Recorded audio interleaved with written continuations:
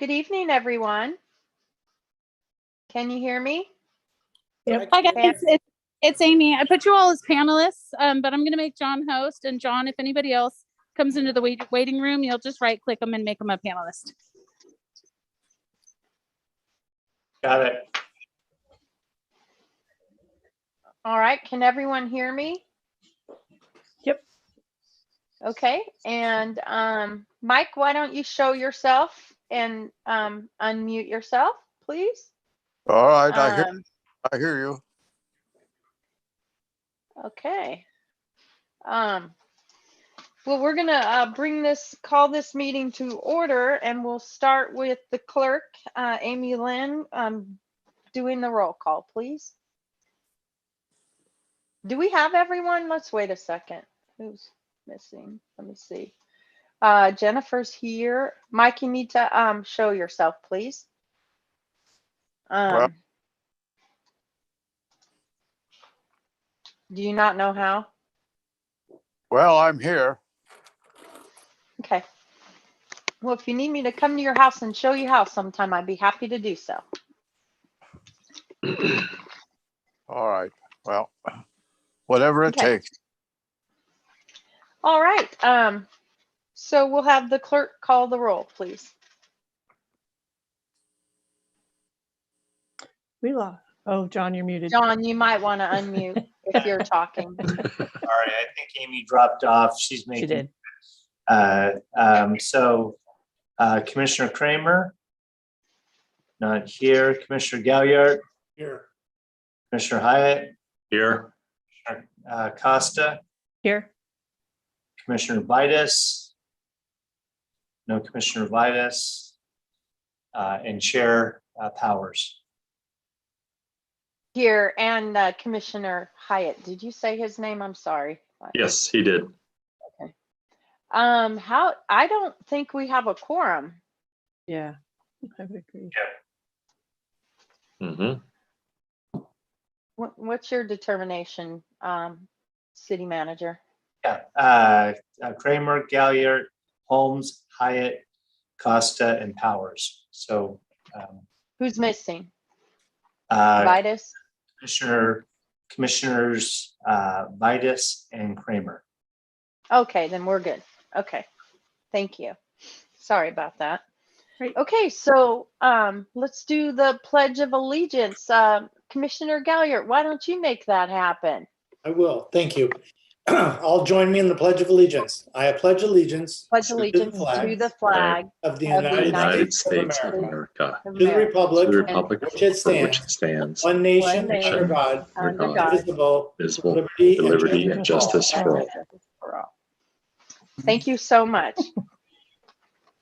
Next on the agenda is public comment. This is a time provided so that persons may speak to the commission on any item not on this agenda. Please make your comments as brief as possible. The commission cannot act on items not included on this agenda. However, they will be referred to city staff immediately. Do we have any public comment? Yes. No one. Okay, Councilman, Councilman, oh, I'm going back in time for us, aren't I? Commissioner Holmes, let's see if we have anyone from the public first. And John, city manager would be able to determine that with people possibly in the waiting room or any letters, anything at all. Oh, and here's Glenn. Okay. I've been here. I was on the other computer, but it wasn't working. Well, welcome.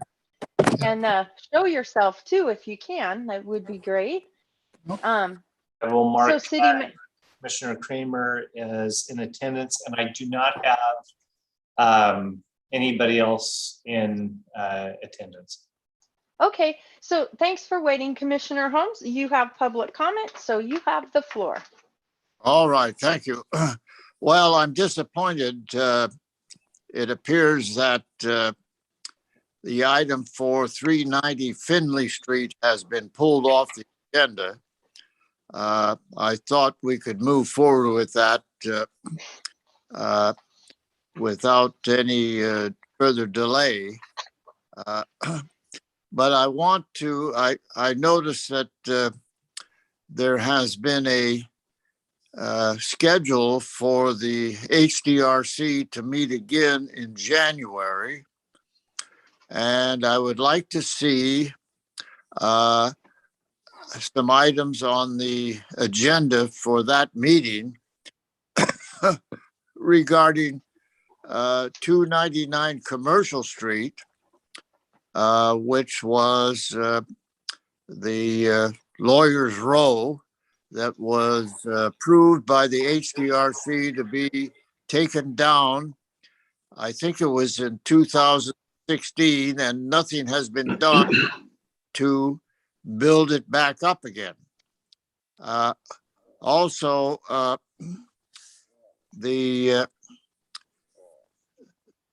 there's a thing about the Auburn State Theater has applied to be listed on the city list of historic buildings. And I'd like to see that on the agenda for the next meeting. And also, I've been in touch with the California State Office of Historical Preservation, and they are prepared to give some briefings on the certified local government project that I think Auburn ought to be involved with, because it gives us some opportunities to apply for historic grants that we are, while are part of our current ordinance, but none have been applied for over the last 15 years. So that's my public comment. Thank you. Okay, thank you, Commissioner Holmes. We have not officially pulled item number 1 yet off the agenda. And so I think that's next. So we are going to address that immediately, and everything else will be sent to city staff automatically. And so any other public comment? And you guys might need to raise your hand so I can see, although let me try and do a different view so I can see y'all. There we go. Okay. So we're going to move on to commission business, which is item number 1, Historic Design Review Commission Resolution 21-2. And I believe City Manager has some comments on that item. Yeah, Madam Chair, just really quick, we're going to request we pull this item. We're going to bring it back on January 18th, which will have 2 components to the presentation. One will be a pretty comprehensive update and overview of our historic preservation ordinance and applicability. We'll break it down into a couple of items: the preservation ordinance, the division of districts, the listing of properties, and some of those things. And we will also bring the item within the context of 390 Finley Street. And in this case, I can tell you that a lot of information is kind of literally oozed out of the walls on some of these, some of the issues. We'll just bring it back. I will assure you that on January 18th, it'll be ready for prime time. Okay, and it's been so long since we've had meetings, so correct me if I'm incorrect, but does anyone have any comments to direct to City Manager with regard to this item that will be coming up for the next meeting? No. Well, Commissioner Holmes, do you have direction, questions that can't be answered because we're going to possibly make a motion to postpone this meeting? Let me just recap on that. Does anyone have any questions before we entertain a motion? Nope. Seeing none. Does anyone want to make a motion to postpone this to our January meeting?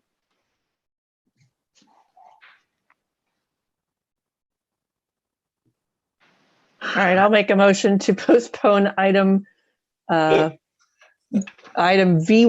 to the January 18th meeting of the HDRC and Planning Commission. I'll second that motion. There's a motion and a second, and I just want to add tiny bit of comment for the applicant when they come back. If they could also bring with them any supporting documents for alternatives that they use to determine whether or not they could or could not move the building. What are they planning to do with the site? What were all alternatives made to try and preserve the site, and any types of reports or supporting documents that they may have for those actions, so that we don't have to have another postponement at another time. And with that, unless there isn't any other comment, you want to take the role, City Manager? Commissioner Kramer, Aye. Commissioner Gaggart, Aye. Commissioner Hyatt, Aye. Commissioner Costa, Aye. Commissioner Holmes, No. and Chair Powers. Aye. Okay, so we will see you on January 18th is the date, City Manager? I forget. I know you said it. Okay.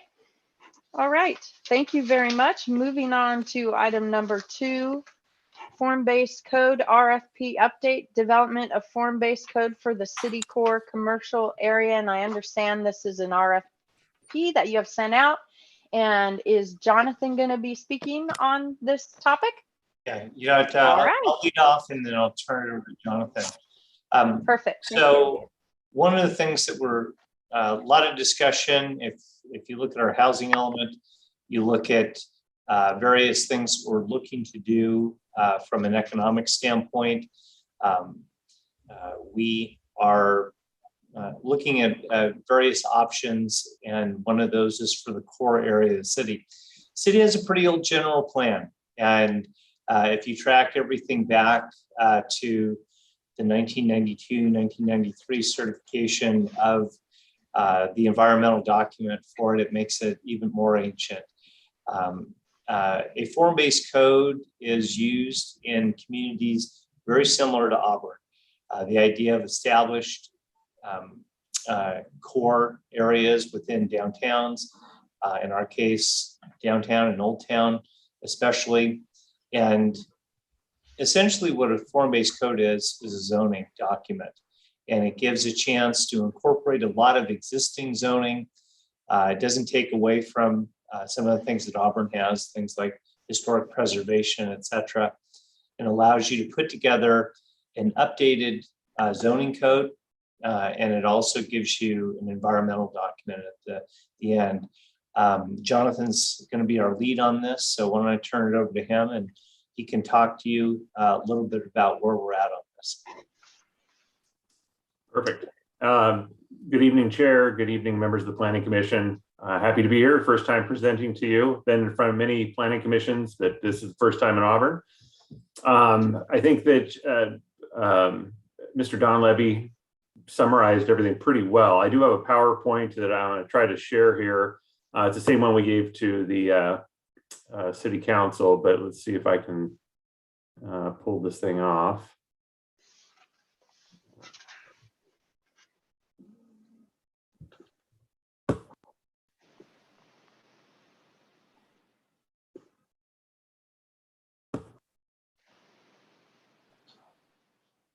Sorry for the delay here. I'm not seeing it on the. There you go. Yep. There Yeah, we go. just took me. This isn't my computer. This isn't what I'm normally used to, but yeah. It's okay. We're used to this.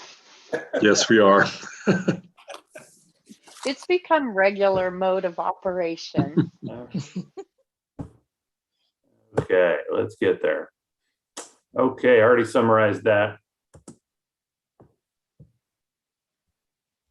this screen over. So recently we had a city council goal setting meeting, and what I did, seeing we're your not yet Windows seeing the PowerPoint.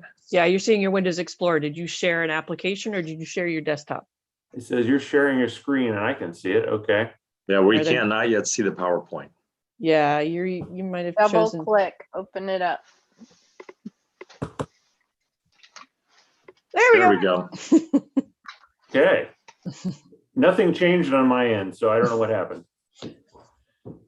Okay, so you can see the goals of the city council. Okay. Yes. So just Yep. real quick rundown. Last October we did a goal, or September we did a goal setting. One of the things we heard was, they're really interested in economic development strategies, especially encouraging infill and development, and looking at how we get more housing in the community. And of course, those are things that are no surprise to you being on the Planning Commission, as things that we should be focused on. And so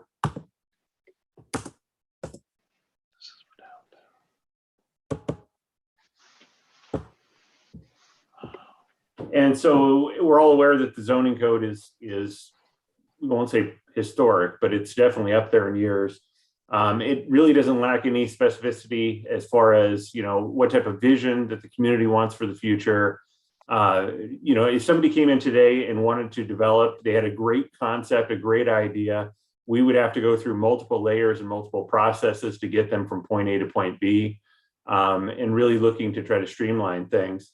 One of the recent things that John mentioned was our housing element has been updated, and we need to incorporate those things from the housing element into our zoning code and really focus a little bit more, especially in the Old Town downtown area, around pedestrian planning. And so, I have to keep moving my screen here.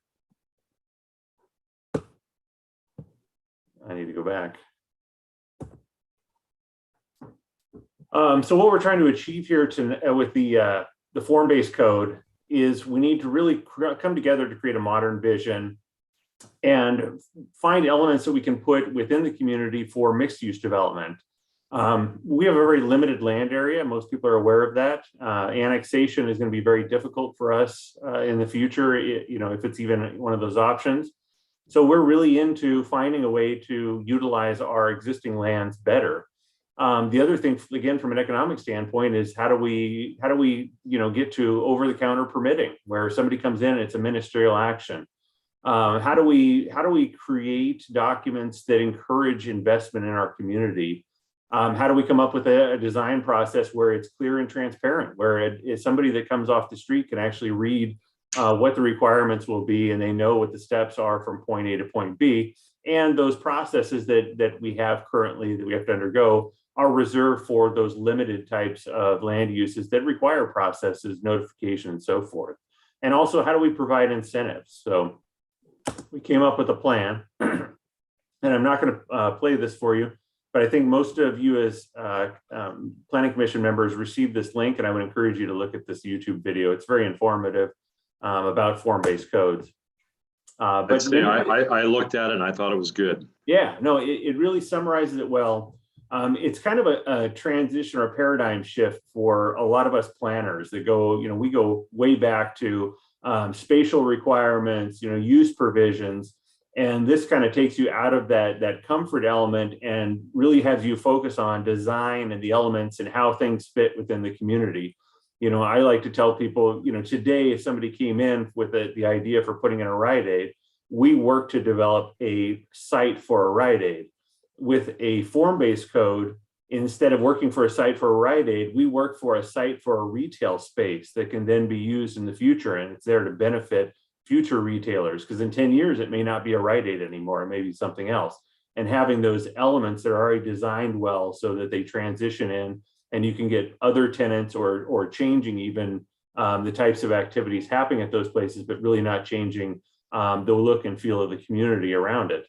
So there's many places that are already using this. I just kind of went through a Google search and came up with some local ones that already have form-based code. So it's not something that is new and foreign to California or even near us. Here's an example of what a form-based code looks like. It's all inclusive. It comes up with your spatial requirements. It has your design elements. It has your use provisions. it has everything in one spot, so that, and the thing that is nice about it is you can see it narrows it down to blocks.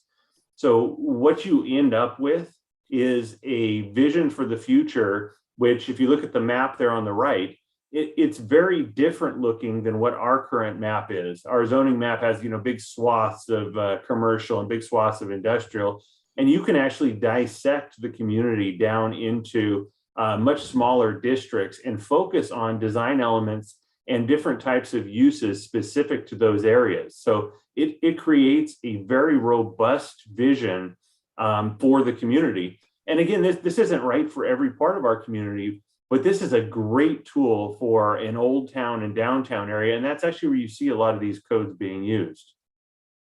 Yeah, hey, Jonathan, go back to the last slide. Back. Real quick. So if you look at the key map on the left, so you've got an overall master plan area on the right that says this is our vision plan that really envisions the idea of a mix. The key map on the left, Jonathan pointed out, you kind of go block by block, and in it, this becomes your zoning.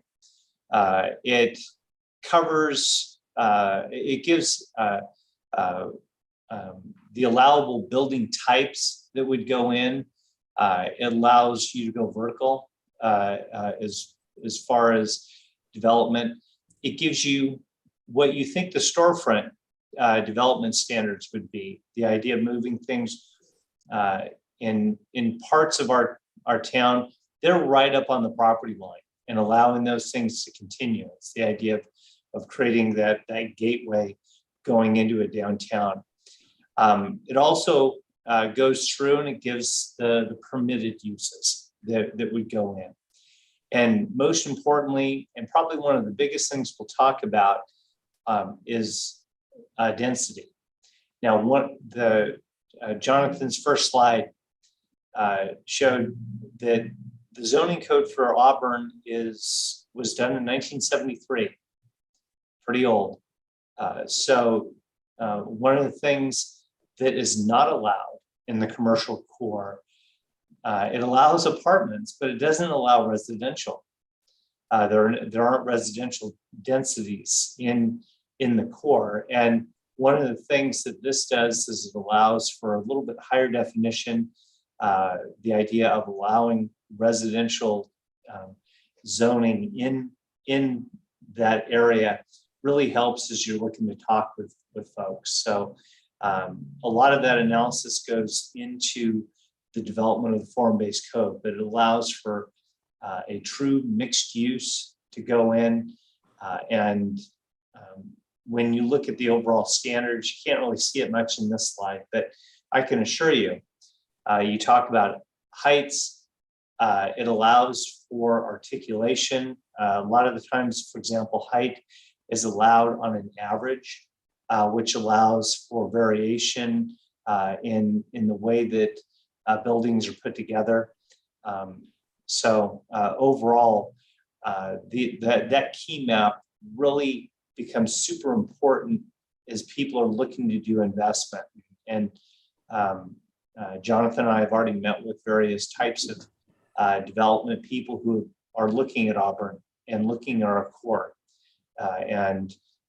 It's this type of stuff is exactly what we need versus giving them a pretty antiquated zoning code. Say, hey, try and pitch something to us. So anyway, go ahead, Jonathan. Yeah, and this is really an opportunity for us to get up to speed on what the vision is and what the Auburn vibe is going to be for the future. It's something we really haven't worked on, especially around the downtown area here.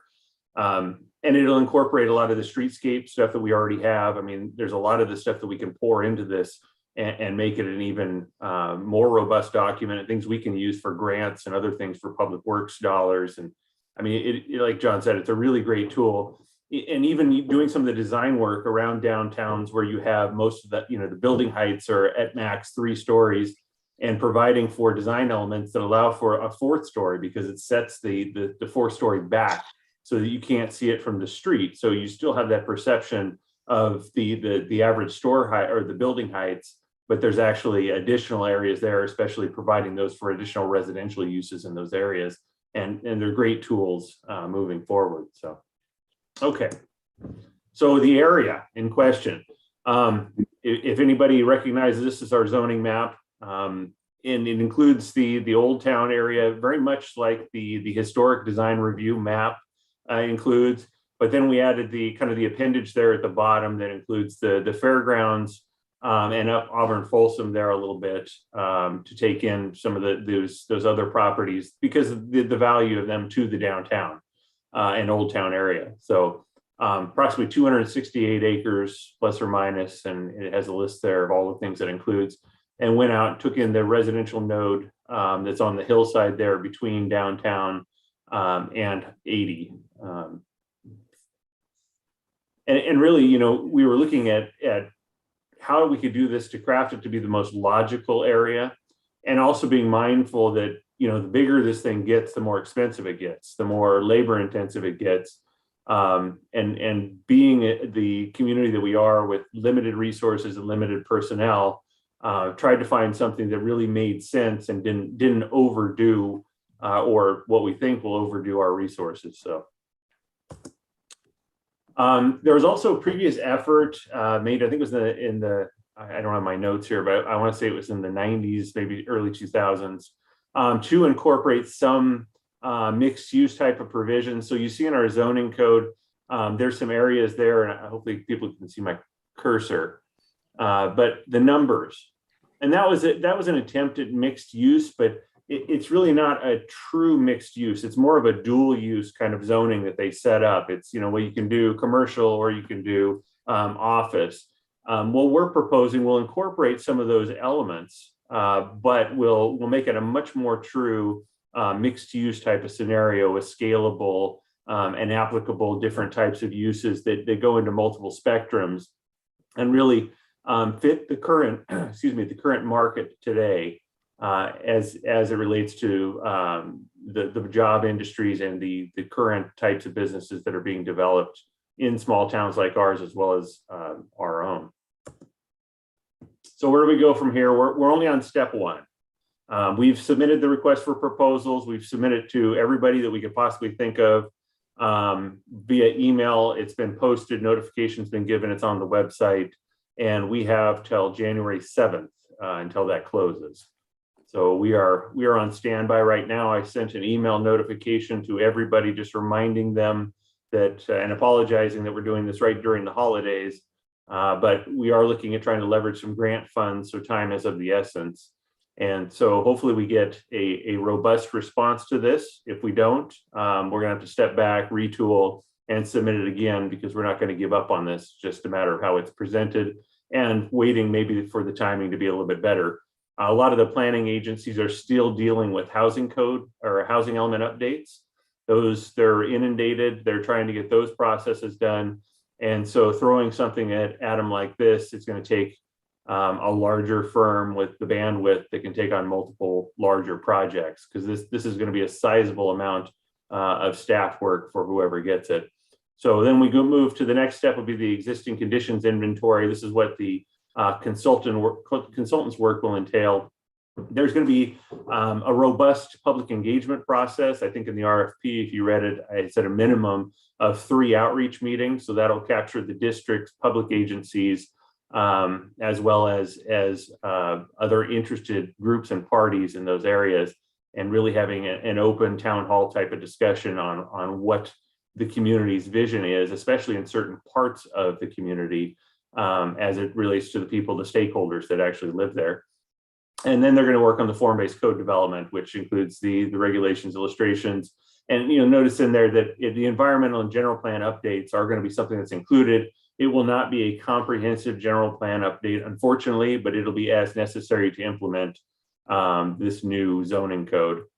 And then we're going to take this presentation or take all of the items and put them into a town hall style meeting, so we can roll that out to the public. It's not just limited to a planning commission meeting here or there.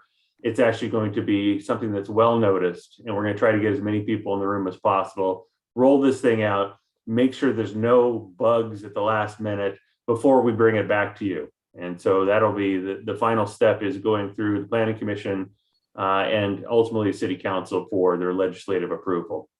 And then one of the elements we want to make sure is, once they hand this thing off, is that we have a little bit in the budget left still to train staff. We want to be good at this thing from the get-go, and we want to make sure that that there's no stumbles, because, you know, as my job as economic development and planning manager, we have people that we're working with right now that'll be live and ready to start moving on some projects as soon as we get done with this. So, any questions?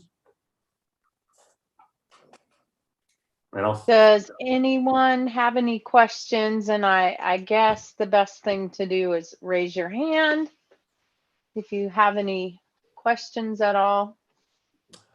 Jen, let's go with Jennifer. I think Steve hit first, but well, he's on mute, so you go first. Okay, he can unmute. just to add to your list, Woodland is going through this as well. Oh. They just completed their general plan update and are currently embarking on a comprehensive zoning rewrite. So you can add that to your list. Very good. I am very glad to hear that you are doing a general plan update in conjunction with it, because if you do this first, you will, and then do your general plan update, you will be forced to go back and change your zoning. So it's good that you're doing both of these together. Have you looked at the zoning based code and meeting the requirements of SB 330? With the form-based code? Mm-hmm. Colleague of mine, because he's on the planning commission for Woodland, shared that there are some concerns that form-based zoning would not meet the requirements of SB 330. So you might take a look at that, just make sure. Noted. Know what that is and how that impacts us. So general plan was one comment. So this is already out on the street, I guess, was under question. I didn't pick up on that from the agenda. So this is already out on the street. Correct. Okay, never mind. I'll hold my other comments on the RFP then, because I'm an architect. So I was like, oh, I have lots of comments on the RFP, but it's already out. Never mind. And be gentle. I'm new here, so and as I meet people and realize or find, you know, those assets in the community that can help me in the future, every opportunity is a chance to do it better. So we'll this is what I read RFPs more than I care to. Sure. Not for zoning, but in general, reading RFPs. Sounds like you're volunteering next time. You are more than welcome to reach out to me as a resource. I will All right, perfect. Gladly share what I know and have had to live through. Commissioner Hyatt. Yeah, so the first question I've got is, you had talked about how the zoning code hadn't been updated for a large number of years. I know that the general plan hasn't been updated either. Based upon what I've heard, it sounds like anything that's done through this form-based code will be rolled into a future general plan update or zoning code update. Is that correct? It's going to be done simultaneously because some of these elements are going to require general code or general plan updates to begin with. We're going to have to update those. So it's going to be not a full comprehensive general plan update. It's going to be specific to those elements that we're implementing within the zoning code itself. And so as much as I would love to say that we had, you know, $500,000 to do our general plan update, we don't have the budget for that. So it is going to be, it's more or less an as necessary general plan update for the elements that are applicable to the downtown and Old Town area. So there'll be quite a few, and it'll be coming through as a legislative update packet, but it's not going to, it's unfortunately not going to be the whole plan itself. Yeah. If I might address so essentially with the form-based code area, you establish almost a specific plan for that area. It allows you to go through, address the zoning. And so basically you have a plan area. I thought you described it really well. Eventually it'll be rolled in to the overall a general plan update. Oh, yeah. We are looking at that. The general plan for Auburn, Jennifer sent me something. I think it expired in 2012, or at least sunsetted. So we're basically cruising on, I don't even think it's borrowed time, but But the reality is we're looking at a couple of things right now. Last week, we met with the county board of supervisors, reps. We're starting to open our discussions with them about some planning that they're looking to do within our sphere of influence for our general plan. We're looking at something called Green Means Go. They have what they called green zones. We have a couple in Auburn looking at those. Also looking at some of the information. Commissioner Kramer came in, and we're going to be looking at some of the work that was done as far as annexation, which all plays into general plans. So as we're talking tonight, it'll be a specific plan area that we will stage to roll into some type of a general plan update. We need to figure out where the county is on various things. So there's a lot to do in this area. And Commissioner Costa mentions about SB 330. Obviously, one of the things that we're actually going to use is some housing money to do the update, because we're going to use some SB2 funds to do this. So the state's given us some green light. So this will actually be very pro housing on things. So we're hoping that whatever we do won't be in conflict. Okay, great. Jonathan, just another basic question. I know right now consultants are, most of the consultants I know, the consulting firm that I used to work for is inundated. Labor and staffing issues are a big deal right now. Since the RFP has been released, have you had much interest? Have you had questions from potential proposers? I have not gotten a lot of interest, but I do get responses that people are busy and some won't be responding to it just because of the amount of workload they already have. Right. In the SAC region, I think as of like a couple of weeks ago, there were fewer than 5 cities who had received certifications on their housing element. We were one of them, by the way.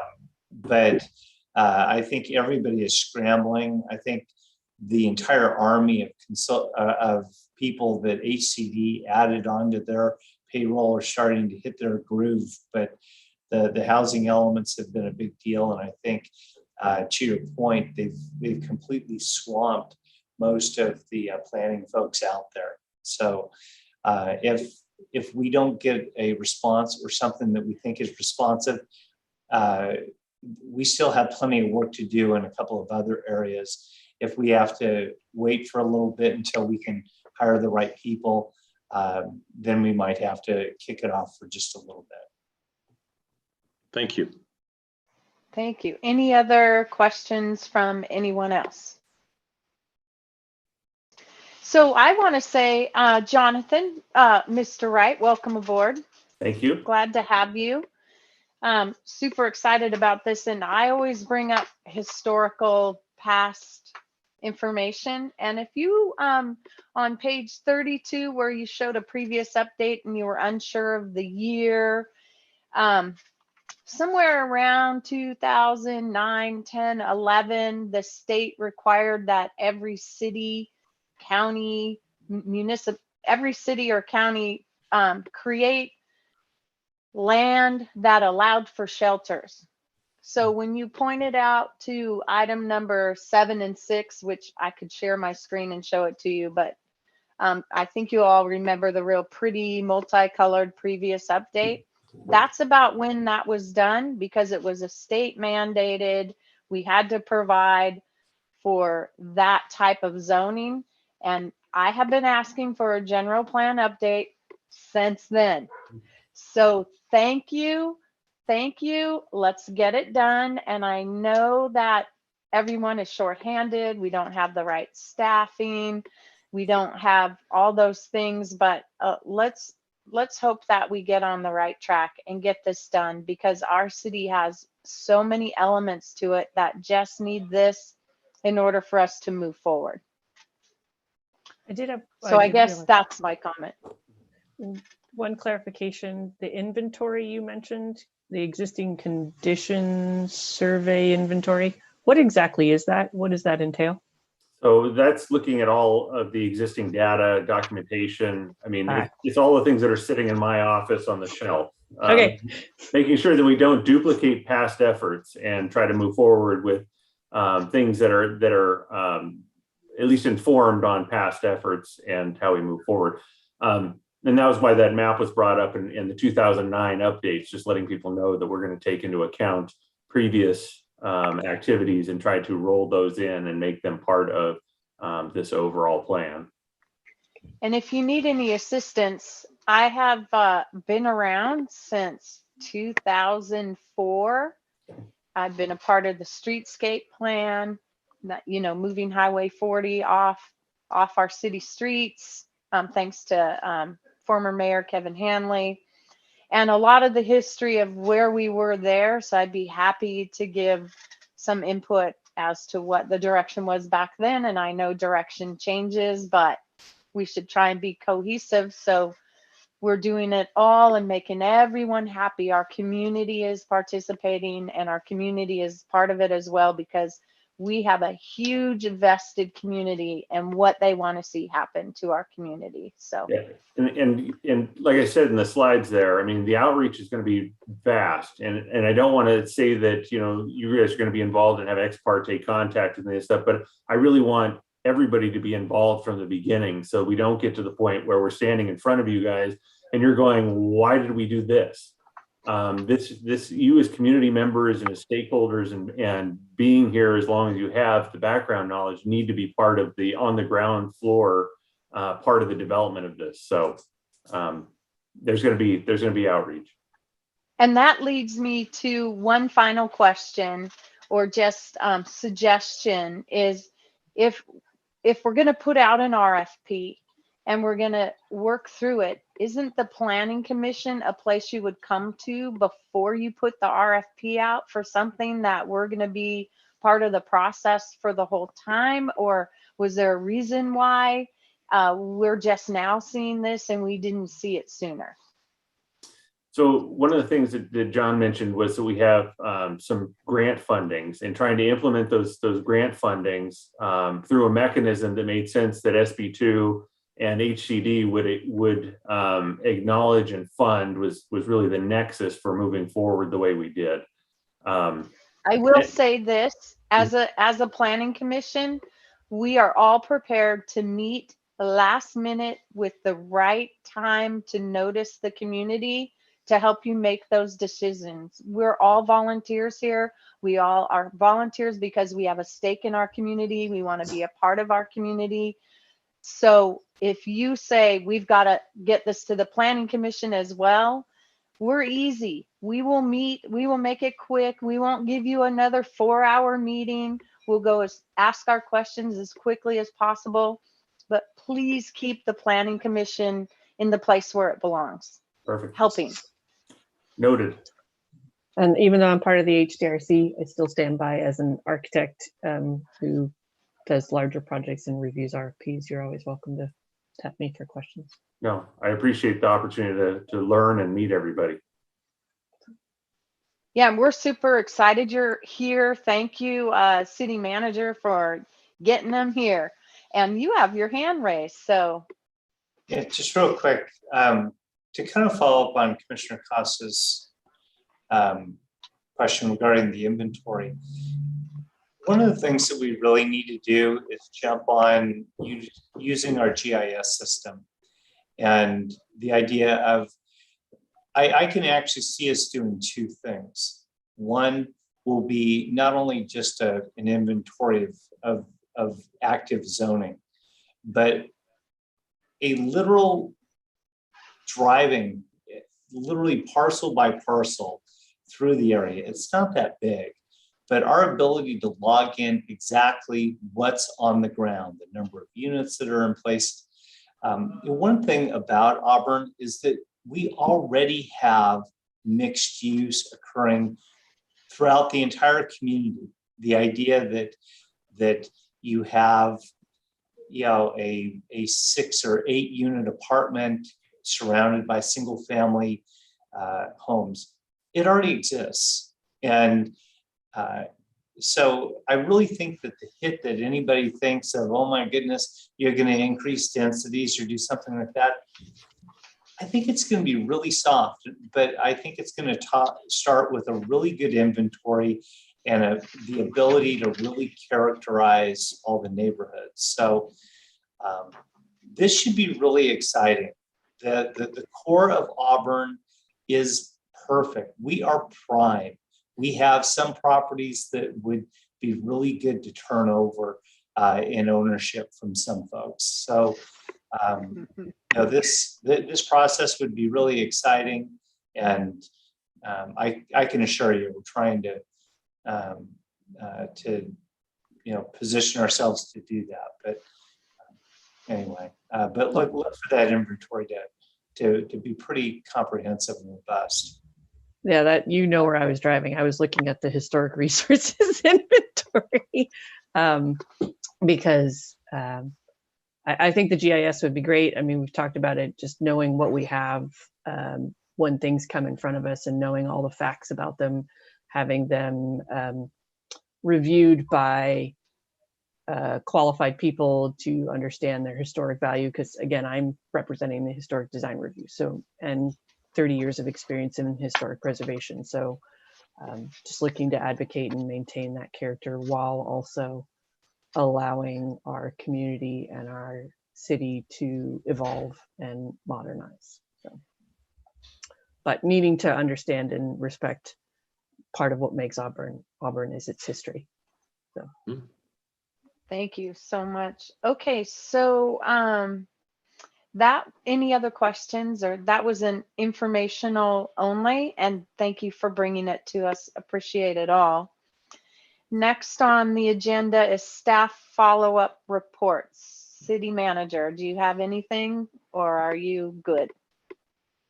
Just real quick, on the 18th, we'll bring back a projects list just to get everybody in the loop on some of the things that are going on.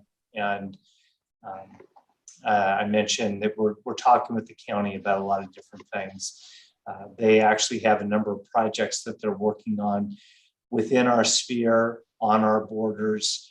And one of the things that we will definitely be bringing back is the idea of just looking at a lot of different planning options. Not that we're going to look to annex the world or anything, but we need to talk about a number of things, because the city does have a general plan.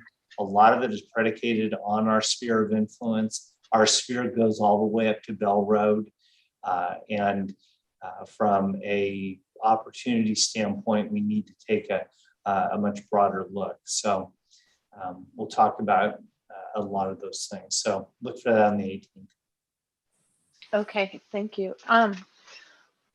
Also, any planning commissioners have reports that they would like to talk about? See none.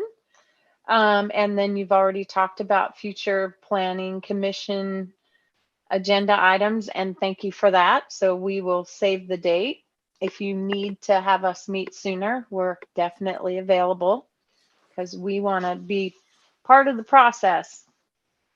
Anyway, I'd want to say happy holidays to everyone, and I will see you out on the streets. This meeting is adjourned. Merry Christmas. Thank you. Merry Christmas. Merry Christmas. Merry Christmas, everybody.